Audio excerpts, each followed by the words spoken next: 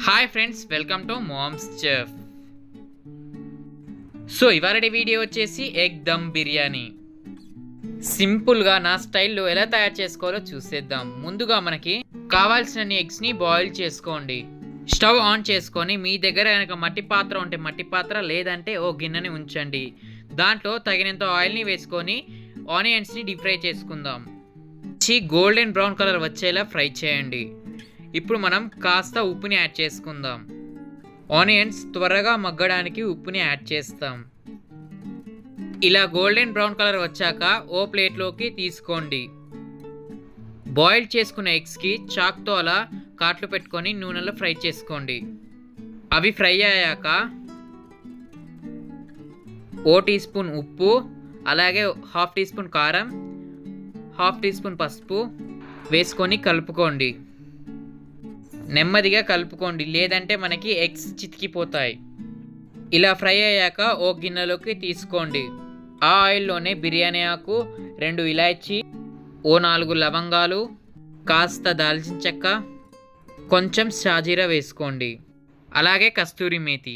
సన్నగా చాప్ చేసుకొని పెట్టుకున్న ఆనియన్స్ అందులో యాడ్ చేసుకొని కలుపుకోండి. అవి కాస్త మగ్గాక కొంచెం అల్లం వెల్లుల్లి పేస్ట్ని యాడ్ చేయండి. అల్లం వెల్లుల్లి పేస్ట్ పచ్చివాసన పోయే విధంగా వేపుకోండి. అలాగే హాఫ్ టీ స్పూన్ పసుపుని యాడ్ చేయండి. 1 టీ స్పూన్ కారం మంచిగా వేగే విధంగా కలుపుకోండి. కాస్త పెరుగుని యాడ్ చేసుకోండి. అలాగే కొన్ని వాటర్ని కూడా యాడ్ చేయండి. మూత పెట్టి ఓ 10 నిమిషాల పాటు మగ్గనిద్దాం. స్టవ్ ఆన్ చేసుకొని ఓ గంట పాటు నానిన బాస్మతి బియ్యంని పెట్టుకోండి. దాంట్లోకి 1 టీ స్పూన్ ఉప్పు, 2 బిర్యానీ ఆకులు, కొంచెం షాజీరా, ఓ మొగ్గ, 10 నుండి 15 వరకు మిరియాలు, కస్తూరి మేతి, 3 ఇలాచీ, ఓ 3 అనాస పువ్వు, కొంచెం జాపత్రి, ఓ 4 లవంగాలు, దాల్చిన చెక్క, ఓ గుప్పెడు కొత్తిమీర పుదీనాని యాడ్ చేసుకోండి. అలాగే ఓ స్పూన్ నెయ్యి. ఇప్పుడు ఈ మిశ్రమాలన్నీ బాగా కలిసే విధంగా కలుపుకోండి. మనకి రైస్ 70% మాత్రమే ఉడకాలి. ఇప్పుడు మనం మూత తీసి కాస్త ధనియాల పొడి, గరం మసాలా యాడ్ చేసుకోండి. ఆ మిశ్రమం మొత్తం మిక్స్ అయ్యేలా కలుపుకోండి. ఇప్పుడు మనం ముందుగా వేపు పెట్టుకున్న గుడ్లని యాడ్ చేసుకొని కలుపుకొని మూత పెట్టుకోండి. అంతే అండి, మనకి బిర్యానీలోకి కర్రీ రెడీ అయిపోయింది. ఇప్పుడు దమ్ ఎట్లా పెట్టుకోవాలో చూపిస్తా. కర్రీని మొత్తం గిన్నెలోకి తీసుకోండి.